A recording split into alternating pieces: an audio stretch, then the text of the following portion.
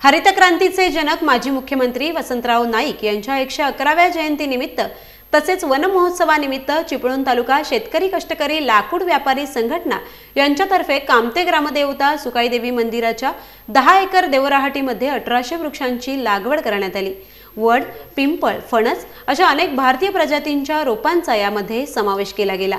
वृक्षारोपण झाल्यानंतर यांच्या संगोपनाची जबाबदारी लाकूड व्यापारी संघटनेने घेतली आहे। या कार्यक्रमाला विभागीय वन अधिकारी गिरिजा देसाई यांच्या मार्गदर्शनाखाली परिक्षेत्र वन अधिकारी राजश्री कीर, सामाजिक वनीकरण विभाग कामते हायस्कूल, जिल्हा परिषद मराठी शाळा कामते, महाविद्यालय कामते, ग्रामपंचायत आणि ग्रामस्थांच्या वतीने हा कार्यक्रम पार पडला।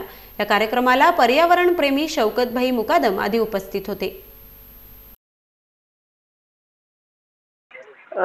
हे वृक्षारोपणाचा कार्यक्रम आपण दरवर्षी घेत असतो। वन विभाग आणि शेतकरी लाकूड व्यापारी संघटना वगैरे एकत्र आपण कार्यक्रम घेत असतो। तर यावर्षी आपण कामते देवराटी जे देवीचं देवस्थान आहे, इथलं मोठं देवस्थान आहे आणि क्षेत्र पण मोठं आहे। तर यामध्ये आपण ही वृक्ष लागवड करत आहे।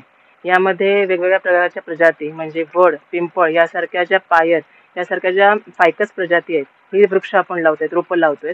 या व्यतिरिक्त इतर जंगली झाडं किंवा देवाला लागणारी जसे बेल वगैरे अशा प्रकारची प्रजाती अशा वैविध्याने आपण संपूर्ण वृक्ष लागवड इथे करत आहोत। चिपळूण तालुका शेतकरी संघटनेच्या वतीनं, शेतकरी कष्टकरी संघटनेच्या वतीनं व चिपळूण तालुका वन अधिकारी यांच्या वतीनं ही आजची वृक्षारोपण कार्यक्रम आहे।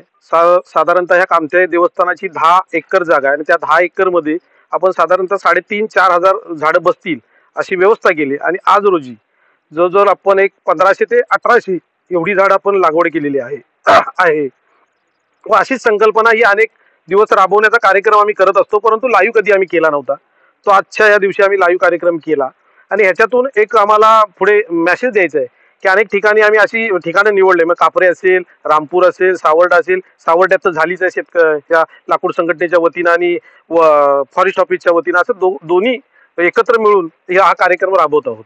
आजची वृक्षारोपण हा कार्यक्रम जवळजवळ 200 मुलं आणि एक साधारणतः अधिकारी कर्मचारी असे मिळून 100 लोक या कार्यक्रमातून आजचा हा कार्यक्रम राबवला आणि या कार्यक्रमामध्ये 3 इथल्या, 1 हायस्कूल, 2 मराठी शाळा यांनी सहभाग घेतला होता।